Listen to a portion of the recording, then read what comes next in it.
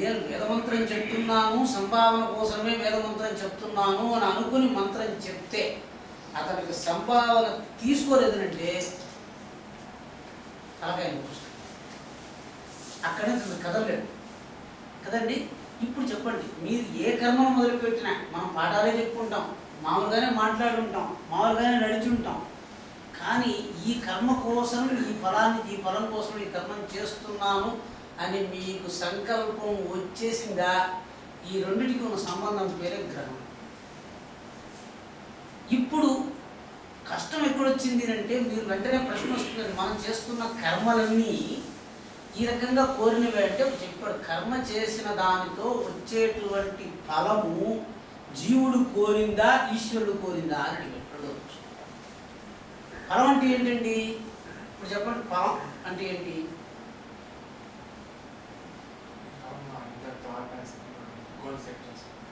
మీరు ఇప్పుడు ఫలాన్ని కోరుతున్నారు.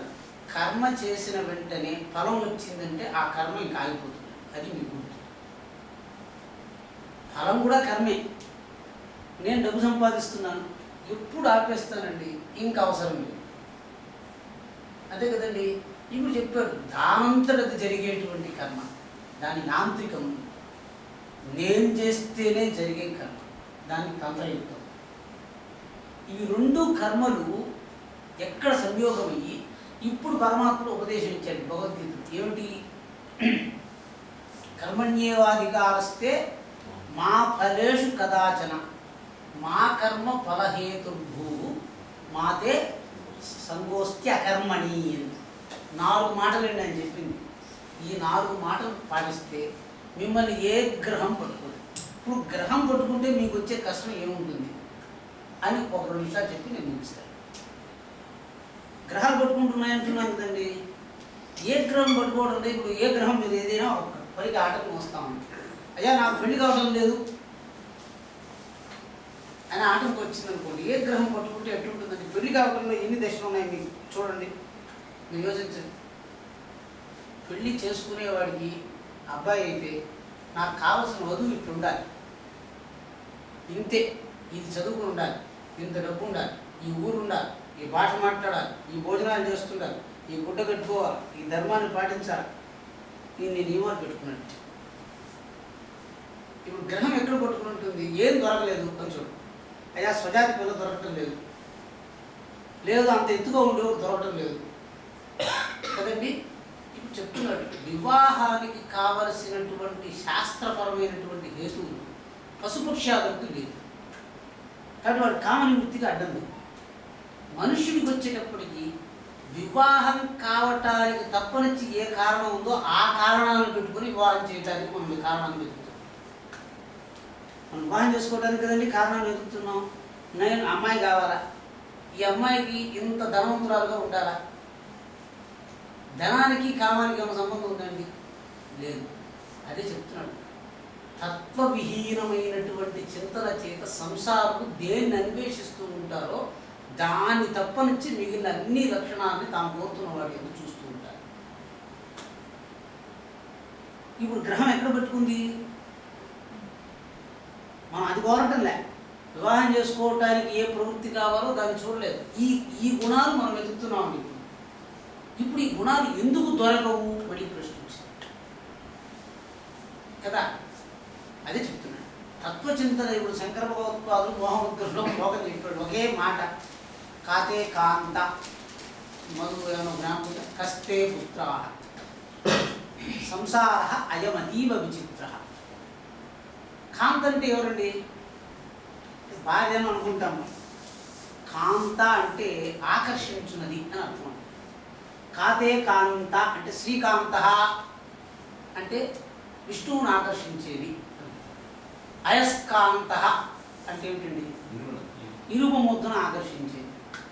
లక్ష్మీకాంత అంటే లక్ష్మిని ఆకర్షించేవాడు. కాతే కాంత అంటే నిన్ను ఆకర్షించేది ఏది ఈ ప్రపంచంలో అన్నది. చాలా ఉన్నాయి. అంటే 10 వస్తువులు పెడుతూనే మీ మనస్సు దేని వైపుకి వెళ్ళిపోతూ ఉందో అది ప్రధానమైన గ్రహం. గుర్తుపెట్టుకోండి. మీరు జాతకమే చూడాల్సిన పని లేదు. మీరు అక్కడ కూర్చుని 20 మంది కూర్చుని ఉంటే ఒకడే కనిపిస్తాడు. అందరూ తెలిసిన వాళ్ళు పెళ్ళికి వెళ్ళారు, మీ బంధువులు ఉన్నారు, అందరూ మీకు తెలుసు. నేను ఒక సందర్భంలో ఏం చెప్పానంటే, ఎవ్వరూ మీకు తెలియదు, తెలిసిన వాడు ఒకడే ఉన్నాడు, ఎవరు చూస్తారు అని. ఎవ్వరూ తెలియదు. అవి వెళ్తూనే మీరు ఎవరిని పలకరిస్తారని చూడండి. ఇక్కడ ఏమిటంటే పరిస్థితి, అందరూ తెలుసు. అక్కడ కూర్చున్నారు పెళ్లి దగ్గర, మీరు పెళ్లికి వెళ్ళి ఉన్నారు, ఎవరితో మాట్లాడతారు? అది గ్రహం. ఆ గ్రహాన్ని మీరు ఎట్ట బోధకు తెచ్చుకోవాలి? కాతే కాంత ముక్తి గురించి చెప్తున్నాడండి. నేను పెళ్లికి వెళ్తున్నాను, ఎవరితో మాట్లాడతాను? డబ్బుండే వాడితో మాట్లాడుతున్నా. మీకే తెలిసిపోతుంది ఏ గ్రహం పట్టుకుంది. అయ్యా వాళ్ళకి ఆ అమ్మాయికి పెళ్లి కాలేదు, ఆయనకి పిల్లవాడు ఒక కూతురు ఉంది, అక్కడికి వెళ్తూనే మళ్ళీ వాడ కూర్చున్నాం, మరి కూర్చున్నాం, మనకి మాట్లాడతాం. కస్తే పుత్రాహ. పుత్ర అంటే ఎవరంటే, పుత్తి ఇది నరకాత్ యహ అస్మాన్ త్రాయతి ఇది పుత్ర. ఒక నరకం ఉంది, దాని నుంచి రక్షించేవాడు ఒకడు ఉన్నాడు. వాడు మన కడుపులోనే పుట్టి ఉండాల్సిన పని లేదు. వాడు ఏంటంటే చచ్చే రోజు మన దగ్గర ఉన్న వస్తువులు ఎవరికి ఇవ్వాలి అని మనకు వేదం వస్తుంది. ఎందుకని? మనం తినకుండా నిద్రపోకుండా దాచిపెట్టుకుని రక్షించుకుని పిల్లలకి భార్యకి ఎవరికి ఇవ్వకుండా మూటకెట్టి దాచిపెట్టుకుని ఉంటాం. మన దగ్గర ఉంటుంది అటువంటి వస్తువు. ఉన్నట్టుండి చావు ఆకాశం నుంచి నెత్తికి పడుతుంది. ఆ చావు మీద పడిన వెంటనే ఈ సంసారికి ఎవరికి ఇవ్వాలి దీన్ని అని వచ్చినప్పుడు, వీడు చిన్న కొడుకు సరిగా చూసుకోలేదు, వాడు ఆ భార్య మాట వింటున్నాడు, వీడికి ఇవ్వను, ఎవరికి ఇవ్వాలబ్బా అని అప్పుడప్పుడు మనం దేవుడికి రాసేస్తామని అంటున్నాడు. అంటే ఇక్కడ చెప్తున్నాడు, పుత్రాహ అంటే మరణాసన్న సమయంలో సంసారంలో సంపాదించినటువంటి ద్రవ్యాన్ని మనం ఉత్తరలోకానికి తీసుకెళ్ళలేకపోతున్నప్పుడు, ఇహంలో విడిచిపెట్టాల్సే వచ్చినప్పుడు, విడిచిపెట్టలేకుండా ఎవరికి విడిచిపెట్టాలో తెలియకుండా ఉన్న మానసిక కష్టం నుంచి మనస్సు ముక్తం కాకపోతే జీవగతి వేగంగా ఉండదు. వాడు వెళ్ళలేడు. అమ్మేసి నీ ఇల్లు ముందరుంటే పక్కింట్లో బాడుగు ఎంత కష్టంగా ఉంటుందో, ఒక ఇల్లు అక్కడ అమ్మేసి పక్కింట్లో బాడుగు దగ్గర మీరు చేయలేరండి. ఆ మాదిరి అంటే పుత్రశక్తి లేనటువంటి వాడికి అయ్యో ఎవరికి ఇవ్వాలి అని వాడికి నిర్ణయం కాలే.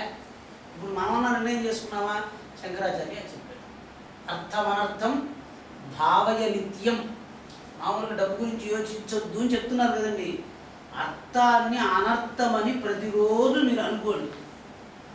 నాస్తి తతః సుఖలేశ సత్యం. ఎందుకని? పుత్రాదపి బాధ్యామి. మనందరం పిల్లలకే కదా ఇచ్చేస్తాము, నిశ్చయాత్మికమైన బుద్ధితో ఉన్నాము. మన దగ్గర ఉన్నది పిల్లలకే ఇచ్చేయండి, వాడు ఇవ్వలేదు. ఎందుకని? పుత్రాదపి బాధ్యామి. స్వసంతానం నుంచి కూడా వీళ్ళు మన దగ్గర నుంచి అరేంజ్ చేస్తారన్నటువంటి భయం. కాబట్టి వాడికి ఇవ్వటంలే. మరణాసన్న సమయంలో ఇది వచ్చింది. ఇప్పుడు మనం దేన్ని నిర్ణయించుకోవాలండి? దారేషణ ధనేషణ రెండే కదండి. కాంతలు కాంత ద్రవ్యం, ద్రవ్యం వల్ల పునామనర్థం. మరణాసన్న సమయం అంటే ఎప్పుడు మనకు మరణం వస్తుందో తెలియదు. భయం వచ్చిన ప్రతిసారి పునామనర్థం ఎత్తి మీద పడుతూ ఉంది. నరకం అంటే ఏంటి? ఎవరికి ఇస్తామో తెలియలేకపోవడం, ఇవ్వలేకపోవడం. మన దగ్గర ఉంది, పుత్రుడికే ఇస్తానంటే కూడా మనసులో పెట్టి నేను అనుభవించలేకపోతున్నాను కాబట్టి నువ్వు పెట్టుకొని ఇవ్వాల్సిందే, కానీ ఇద్దరు అది ఇచ్చేస్తున్నావు నువ్వు పెట్టుకో అని ఇచ్చేటువంటి తోడు 10 మంది 120 మంది ఉంటారు. ఎందుకు ఇవన్నీ? ఇక్కడ కష్టం కలిగించేటువంటిది గ్రహాలు కావు. కష్టం కలిగించేది ఎవరు? మన ఏవ మనుష్యాణం. ఇప్పుడు జపం చేస్తే ఎందుకు మీ గ్రహం పోతుంది అని అంటే, పెళ్ళి కావటం లేదు అంటే గ్రహం ఎక్కడుంది? ఆకాశంలో లేదు, పెళ్లి చేసుకునేవాడి హృదయంలో ఉంది కదండి. ఇప్పుడు వాడు ఏం చేస్తే మనస్సులో ఉన్నటువంటి గ్రహం పోతుంది? ఆ మనస్సులో నుంచి ఆ భావాన్ని పక్కన పెట్టిస్తాడు వాడు. ఆ భావాన్ని ఎట్లా పక్కన పెట్టిస్తాడు?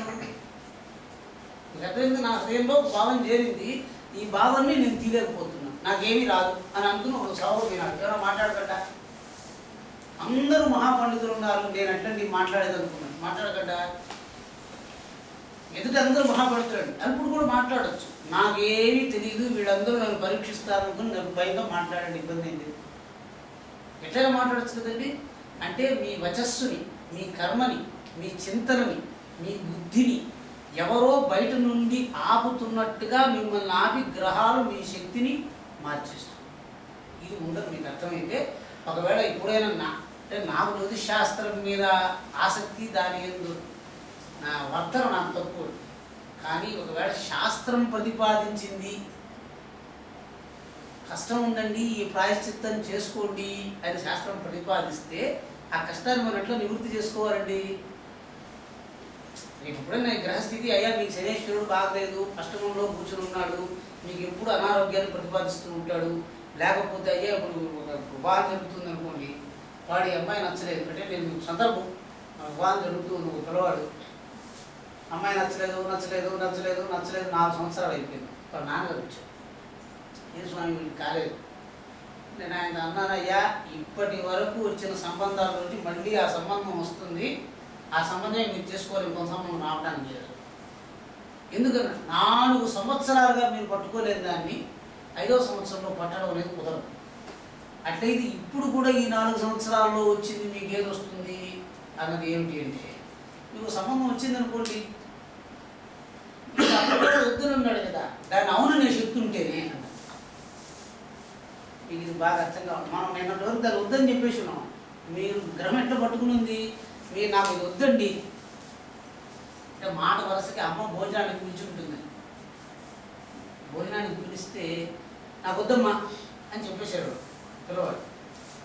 ఒక 5-10 నిమిషాల తర్వాత మళ్ళీ వాడు తినాలనిపించింది. వాడు నిస్సంశయంగా అమ్మతో వెళ్ళమ్మా నాకు బాధగా ఉంది, ఇది ముందు వద్దన్నాను, నాకు భోజనం పెట్టు అని చెప్పడానికి మనస్సు ప్రతికూలం లేకుండా ఒప్పుకుంటుందండి. 90 మంది చెప్పలేరండి. ఏమిరా ఇంతకుముందే వద్దున్నావు, అప్పుడు మళ్ళీ తినాలంటున్నావు అంటే చెప్పాడు, నిన్న చెప్పినటువంటి మాట, నిన్న చేసినటువంటి కర్మ, మీరు యోచించినటువంటి చింతన ఈరోజు కర్మ చేయటానికి, యోచించటానికి, నిర్ణయం చేయడానికి ప్రతిబంధంగా గ్రహరూపంగా మీ దగ్గర ఉంటుంది. ఇంకే గ్రహాలు లేవు.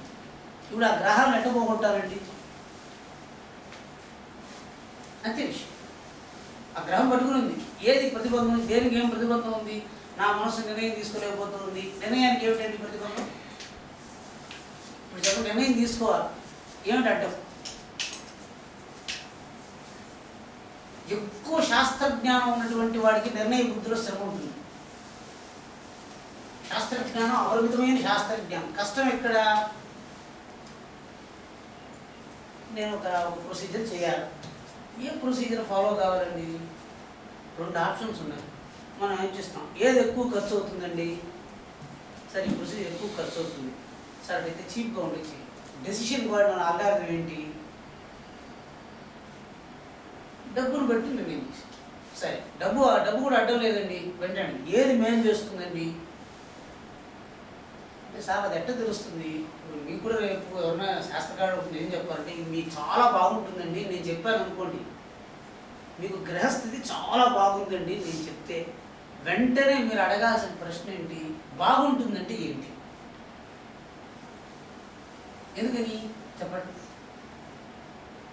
బాగుంటుందన్నది అబ్సల్యూట్ కాదు, రిలేటివిస్టిక్.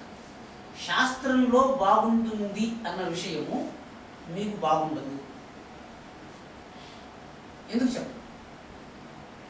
శాస్త్రము దేన్ని దృష్టిలో పెట్టి, ఇప్పుడు ఆపరేషన్ బాగుంటుంది అన్నాడు కదండి, అయ్యా ఒక ఆపరేషన్ చేసుకోవాలా, డాక్టర్ గారు చెప్పారు, ఏదో పూర్తి వస్తుందని చెప్పేసి ఆయన చీప్గా ఉంటే ఆపరేషన్ చేశారు.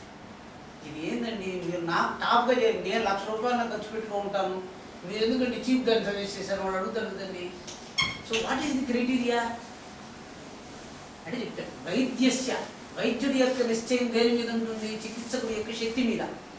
ఆర్యోరోగి విషగ్వస్య కదా, అంతే కదండి. ఇప్పుడు నిర్ణయం చేసేప్పుడు నాకు బాగుంటుంది అంటే అందువల్ల దైవజ్ఞుడు జీవేచ్ఛావిచారం అని చెప్పారు.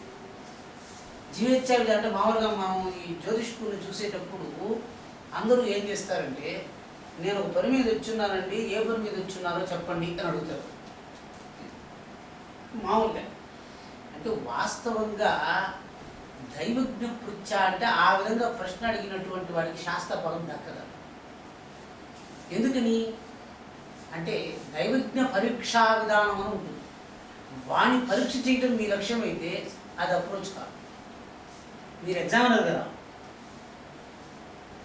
మీకు అర్థమైందంటే పరీక్షార్థం కాదు. అట్టయితే ఎందుకు వచ్చారు? మీ కష్టం నెరవేరు. అప్పుడు చెప్పండి, నాకు ఇది ఉంటే బాగా తీరిపోతుంది అన్నారు కదండి, ఇది ఉంటే తీరిపోతుంది అని అందరూ చెప్తారా? చెప్పరు. అంటే మీరు కోరుతున్నది ఈశ్వరుడు కోరుతున్నది సమానమైతే సామాన్యంగా సుఖమని, మీరు కోరుతున్నది ఈశ్వర నిశ్చయము భేదంగా ఉందంటే దానికి కష్టమని చెప్తారు. కష్టం వచ్చింది అంటే ఏంటి? మీకు కష్టంగా ఉంటుందండి వాడు చెప్పాడు అనుకోండి.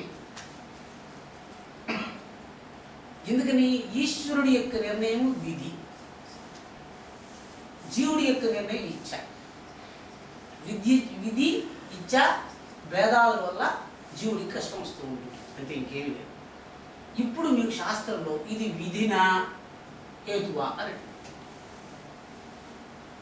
అంటే అది చెప్తే కానీ మీకు జ్యోతిష్కులు ఎందుకు కన్ఫ్యూజ్ అయిపోతారు? ఇది బాగుందని చెప్పారే, నాకు కష్టం ఎందుకు వచ్చింది అని మీకు అనిపిస్తూ ఉంటుంది. కారణం ఏంటంటే శాస్త్రం యొక్క హేతువు ముక్తే. ఎప్పుడు గుర్తుపెట్టుకోండి, ఏ శాస్త్రం కూడా బాగుంది చెప్తే అది ముక్తి అండి. ముక్తి అంటే ఏంటి? వాడు సంసారం నుంచి ముక్తుడైపోతాడు. దాన్ని దృష్టిలో పెట్టుకునే శాస్త్రవేత్తలందరూ ఇది బాగుందని చెప్తారు. ముక్తి అంటే ఏంటి? కర్మ నివృత్తి. ఇంకా మీరేం కర్మ చేయాల్సిన పని లేదు, ప్రశాంతంగా ఉండొచ్చు అని చెప్పడం శుభ నివృత్తి, శుభ ప్రవృత్తి. అట్లా కాకుండా ఇట్లా జరుగుతుంది అని చెప్పాలనుకోండి, అప్పుడు మీ ఇచ్చతో పెట్టాలి. ఇవన్నీ ఏంటంటే అంటే యజ్ఞ సంభావమైనటువంటి క్రియలు, అంటే మనం చేస్తున్న కర్మలకి మనం కోరుతున్నటువంటి కర్మ ఫలాలకి సంబంధము లోకంలో స్థిరంగా లేదు. ఇది బాగా మనం రూఢి పెట్టుకోవాలి. మనం కోరుతున్న కర్మ ఫలాలకి మనం చేస్తున్న కర్మలకి సంబంధం పెట్టేటువంటి కర్మకే యజ్ఞమని. మీరు ఆ యజ్ఞ ప్రవృత్తి లేదనుకోండి. ఇప్పుడు ఆజ్యంలో నెయ్యి పోస్తే దశరథుడికి పుత్రుడు కలిగాడు, అగ్నిలో నెయ్యి వేస్తే దశరథుడికి పుత్రుడు కలిగాడు. ఏదో యజ్ఞయాగాది క్రతువులు చేస్తే శత్రువుని చంపేవాడు బలం ఒకటికి వచ్చింది, వాడిని చంపే బలం ఒకటికి వచ్చింది. అంటే కర్మ చేసిన ప్రతిసారి సంతానం కలగదు, కర్మ చేసిన ప్రతిసారి ద్రవ్యం రాదు, కర్మ చేసే బలం రాదు. అంటే ఏంటి? మీరు చేస్తున్న కర్మలని మీరు కోరుతున్నట్లుగా కర్మఫలంగా మార్చగలిగేటువంటి ఒక యజ్ఞ ప్రభువు ఒకడు ఉంటాడు. వాడు మీకు వశపడేంత వరకు ఈ కర్మలు ఎంత చేసినా ప్రయోజనం లేదు. ఇది ఎవరు చేస్తారు? ఇప్పుడు చెప్పండి అయ్యా, ఇప్పుడు మనం అనుకుంటున్నాం, అయ్యా నెట్ పరీక్ష రాస్తే నేను లెక్చర్ ఉద్యోగం ఇస్తాను. ఇద్దరు ఉన్నారండి, నెట్ నేను క్వాలిఫైడ్, లెక్చర్ పరీక్ష ఇవ్వాల్సిన అవసరం ఉందండి. వాడు ఇప్పుడు అందరూ పీహెచ్డీ చేసిన వాళ్ళందరూ అందరూ టీచర్లు కావాల్సిన పని లేదు కదా. మీరు అర్హత సంపాదించారు, ఈ ఫలాన్ని నేను ఇస్తానని చెప్పే వరకు మీకు ఫలం దొరకదు. మీరు కోరుతున్నటువంటి యజ్ఞయాగాది క్రతువుల వల్ల ఈ ఫలాన్ని ఇస్తామనేటువంటి దేవతలతో సంబంధం కలిగించగలిగినటువంటి ఆచార్య పురుషులు దొరికేంత వరకు అటువంటి క్రతువులు ఎన్ని జరిగినా యజ్ఞఫలం దొరకదు. ఇది మీరు రూఢంగా పెట్టుకుంటే అప్పుడు స్థిరపరచు. ఆ స్థిరపరిచేవాడు మీకు దొరకాలండి. మీకు అర్థమైంది కదండి? ఇదే కర్మ కదండి. తిరుగుతున్నాను చెప్పండి, మనం చేయగలిగినవి ఏమి? వేదంలో చెప్తారండి, ఇది చెయ్యండి, అది చెయ్యండి. అట్లా ఈ గిన్నె అంటే మనం అప్పుడప్పుడు మన రామస్తు సూత్రంలో ఉదాహరణకి నేను అడుగుతాను, ఇది జామదరా మీరు హ్యా అన్నాడు. ప్రణీత పాత్రవాదాయ ఒక మాట, అంటే ఒక మాట. ప్రణీత పాత్రను ఒక పాత్ర ఉంటుంది. వీడితో నేను హోమం చేసేవాడితో, నాయన ఆ పాత్రను తెచ్చి పెట్టుకో అన్నాడు. పెట్టుకో అంటూనే వీడు తీసి ఇటు పెట్టాడు. ఇది బాగా గమనించి వీళ్ళు తీసి ఇటు పెట్టాడు. అయ్యో, ఎందుకని అంటే ఎటువంటి పరిస్థితిలో కూడా ప్రణీత పాత్రను అప్రదక్షిణంగా తీసుకోవచ్చి పెట్టద్దు అని మనం చెప్తారు. ఇది ఎందుకంటే ఇప్పుడు యజ్ఞ ఫలంలో ఆ పాత్రను అప్రదక్షిణంగా తెచ్చిపెట్టాడు కాబట్టి యజ్ఞ ఫలం దొరకలేదని మనం చెప్పచ్చు.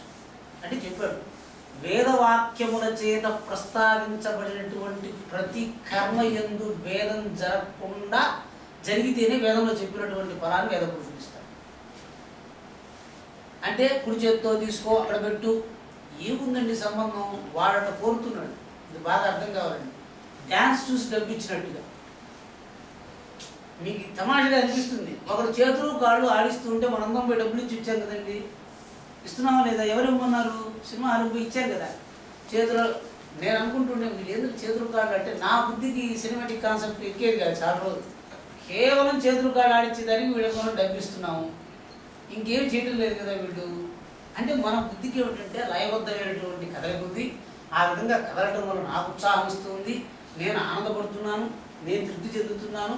కాబట్టి చేతులు కాళ్ళు ఆడించే వాడికి నేను డబ్బిస్తానని మనం అనుకున్నాం కాబట్టి మనం డబ్బిస్తాం.